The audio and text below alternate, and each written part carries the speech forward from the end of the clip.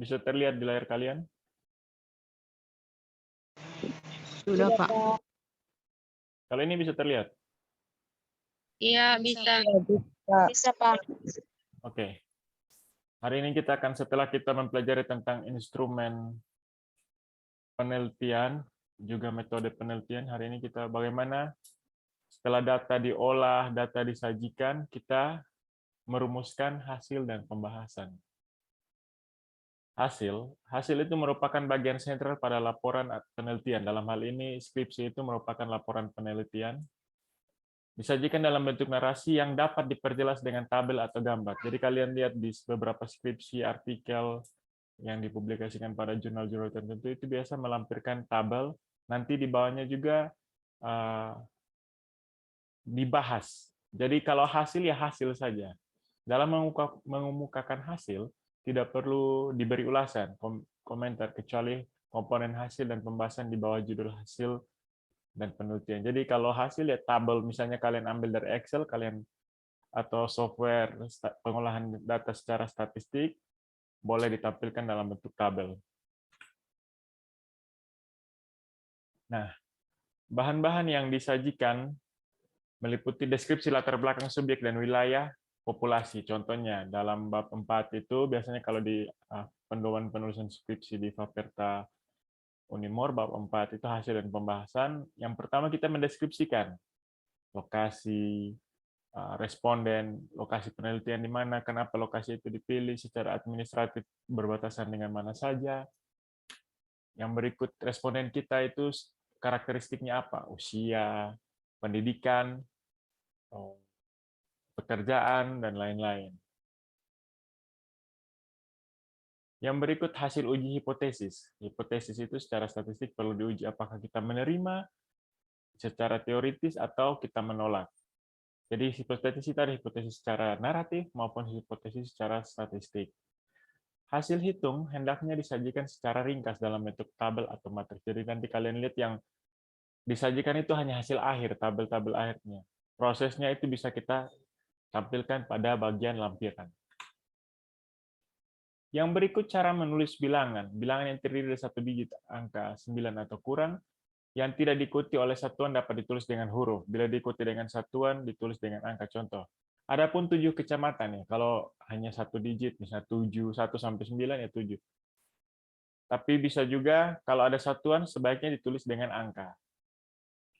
Bilangan pada awal kalimat ditulis dengan huruf kapital. Contohnya 7%. Jadi awal itu, karena dia di awal kalimat, kita tulis dengan huruf kapital. Ini sepertinya sudah kalian pelajari di mata kuliah Bahasa Indonesia, bagaimana aturan-aturan dalam penulisan sesuai dengan kaidah penulisan ilmiah. Yang berikut, pembahasan. Data yang telah disajikan dalam bentuk tabel atau diagram perlu diinterpretasikan atau dibahas agar dapat memberikan informasi. Demikian pula hasil analisis harus diinterpretasi kemudian disimpulkan. Jadi kalau ada angka, misalnya banyak angka, tapi yang signifikan kita bisa kasih tanda, mungkin kasih superscript atau tanda bintang di atas hasil tersebut supaya pembaca dengan mudah bisa mengetahui, oh ini signifikan. Signifikannya pada taraf berapa? A mungkin 0,01, B 0,02, dan seterusnya. Kita bisa kasih penciri khusus. Berikutnya dilakukan secara teoretik, baik kuantitatif maupun kualitatif. Nah ini. Ingat, dalam setiap penelitian itu kita harus punya landasan teori sebagai fondasi penelitian kita. Karena penelitian kita itu berpijak pada penelitian-penelitian sebelumnya untuk mendukung hasil penelitian yang sudah kita lakukan. Harus tepat, cermat, dan sistematis. Ya, jangan terlalu harus tepat. Jadi kalau tujuannya apa yang dijawab hanya tujuan penelitian kita itu saja. Cermat, harus teliti. Apakah sudah menjawab tujuan? Jangan sampai kita penelitian tentang apa, kita bahasnya apa begitu. Dan sistematis, runut. Kita mulai mengkaitkan benang merahnya dari latar belakang, apa masalahnya, tujuannya, metode yang digunakan, alat analisisnya, instrumennya apa, bagaimana kita mengolah, menyajikan, bahkan kita membahas hasil tersebut. Disertakan pula beberapa keterbatasan dalam penelitian. Misalnya, kenapa kita memilih ya karena keterbatasan waktu, tempat, biaya, dan lain-lain. Itu kita harus akui karena kita terbatas. Yang berikut kesimpulan merupakan pernyataan singkat, jelas, dan sistematis dari keseluruhan hasil analisis dan pembahasan serta pengujian hipotesis yang diajukan dalam penelitian.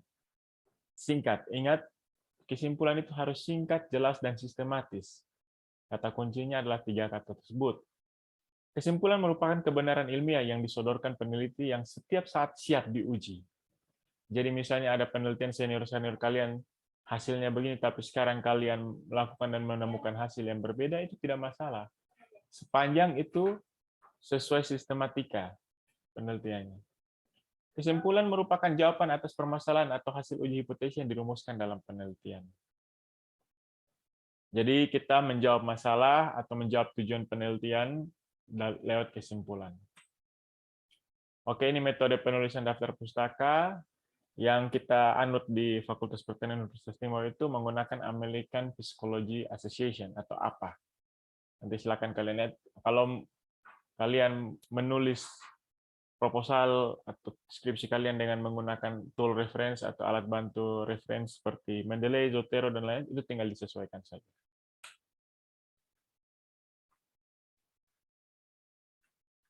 Ini contoh-contoh judul skripsi yang terkait dengan pertanian.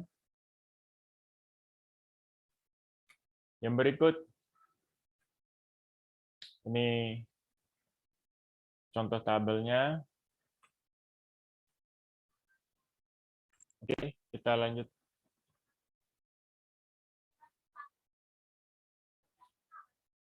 Bagaimana kita bisa terlihat di layar kalian?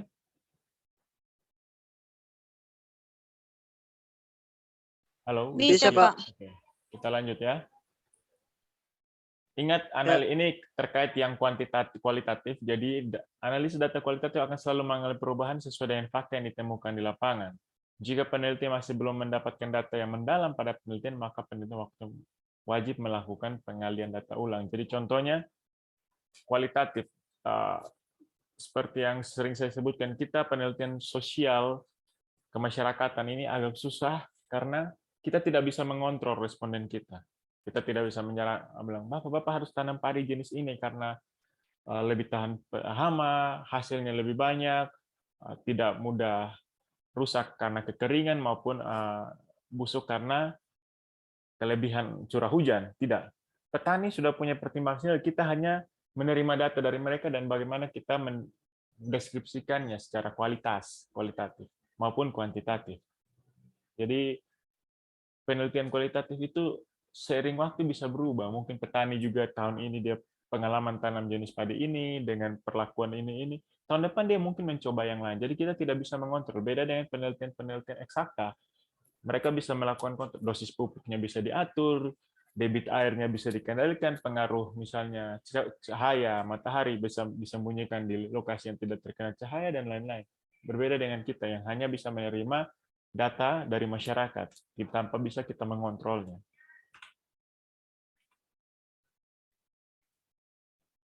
Oke. Ini konsep besarnya adalah, atau big konsepnya itu, penyajian data adalah kegiatan ketika sekumpulan informasi disusun, sehingga memberikan kemungkinan akan adanya penarikan kesimpulan dan pengambilan tindakan atau keputusan. Dua hal yang perlu diperhatikan dalam penyajian data. Yang pertama, data itu harus sesuai dengan fakta yang ada di lapangan. Dalam hal ini, peneliti harus jujur. Upayakan interpretasi peneliti disesuaikan dengan interpretasi informan. Jadi, kami sebagai dosen pembimbing yang nanti juga akan menguji bisa langsung tahu, bisa langsung mengidentifikasi apakah mahasiswa atau peneliti ini melakukan penelitian atau tidak. Karena kondisi di lapangan itu harus diketahui. Contohnya mahasiswa saya kemarin mengikuti seminar di Surakarta, dia sangat mengetahui bahwa di lokasi itu ada pupuk yang beredar, diindikasikan pupuk itu pupuk oplosan atau pupuk palsu. Karena menurut pengalaman dia sewaktu turun lapangan, tekstur, bentuk, warna pupuk tersebut berbeda dengan pupuk yang asli. Jadi kondisi-kondisi di lapangan itu harus kalian ketika turun lapangan itu menyatu, bergaul, menanyakan, sehingga kalian tahu kondisi hal-hal apa saja yang menyebabkan hasil penelitian kalian seperti ini. Mungkin ada perlakuan-perlakuan atau ada budaya-budaya yang mempengaruhi. Yang kedua adalah lengkap. Peneliti wajib menyajikan data secara keseluruhan. Di sini peneliti wajib menggunakan critical thinking untuk mempertanyakan setiap data, terus-menerus hingga datanya lengkap. Jadi kalau menggunakan alat instrumen kuesioner mungkin kita terbatas, tapi kalau kita turun langsung interview, langsung observasi, langsung wawancara, terlebih kita didukung dengan dokumentasi, kita akan mendapatkan data yang lebih lengkap. Nah, dalam penyajian data ada beberapa komponen. Komponen pertama adalah teks naratif, yaitu catatan lapangan dalam bentuk tulisan, biasanya merupakan hasil observasi dan transkrip wawancara informal.